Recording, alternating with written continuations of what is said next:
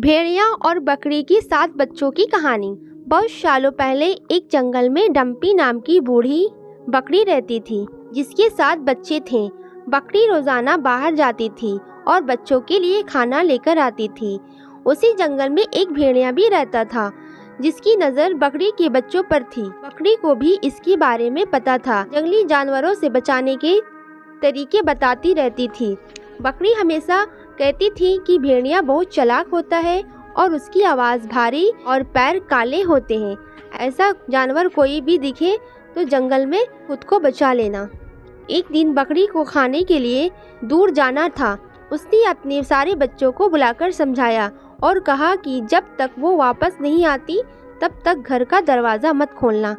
सभी बच्चों ने कहा कि वो अपना ख्याल रखेंगे और माँ को खुशी खुशी विदा कर दिया। बकरी के जाने के बाद कुछ देर बाद ही भेड़िया वहाँ पहुँचा और दरवाज़ा खटखटाने लगा। बकरी के बच्चों ने एक साथ पूछा कि कौन है। तब भेड़िया ने कहा कि बच्चों, मैं तुम्हारी माँ हूँ।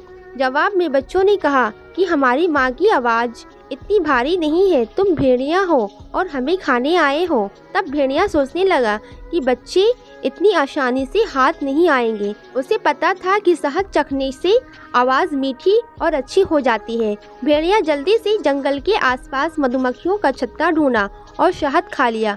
तभी मधुमक्खियों ने उसे डंक मार दिया। उसने खुद को संभाला और दोबारा बकरी के घर पहुंचा। भेड़िया ने फिर दरवाज़ा खटखटाकर कहा कि बच्चों, दरवाज़ा खोलो। इस बार मधुर और मीठी आवाज़ सुनकर बकरी के बच्चों ने सोचा कि शायद उनकी माँ आ गई है।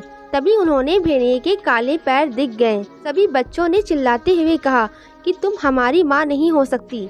हमारी माँ की पैर गोरे हैं लेकिन तुम्हारे काले हैं। तुम भेड़िया हो।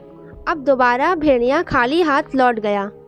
लौटते समय उसी रास्ते में एक आटा चक्की दिखी। उसने जल्दी जल्दी जमीन पर बिखरे आटे को अपने पैरों पर लगा लिया। अब भेड़िया की पैर भी सफ़ेद हो गए और वह दोबारा बकरी के घर पहुंच गया।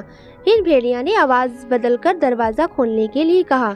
इस बार आवाज़ भी माँ के जैसी थी और पैर भी सफ़ेद थे। ये देखकर सब दरवाज़ा खोलने के लिए आगे बढ़े। तभी बकरी का सबसे छोटा बच्चा बोला, या माँ नहीं, लेकिन किसी ने उसकी बात नहीं सुनी और दरवाज़ा खोल दिया।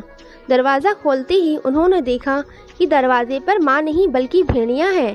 सभी उससे बचने के लिए यहाँ वहाँ भागने लगे, लेकिन भेड़िया ने एक एक करके 6 बच्चों को पकड़कर थैले में भर लिया। जल्दबाजी में भेड़िया भूल गया कि बकरी के 7 बच्चे थे। अब बकरी के बच्चों से भरा थैला लेकर भेड़िया अपनी गुफा की ओर जाने लगा। कुछ देर बाद बूढ़ी बकरी डम्पी अपने घर पहुंची और वहां पर सब कुछ बिखरा देखकर डर गई। तभी उसका घर में छुपा हुआ एक बच्चा निकला और पूरी बात बता दी।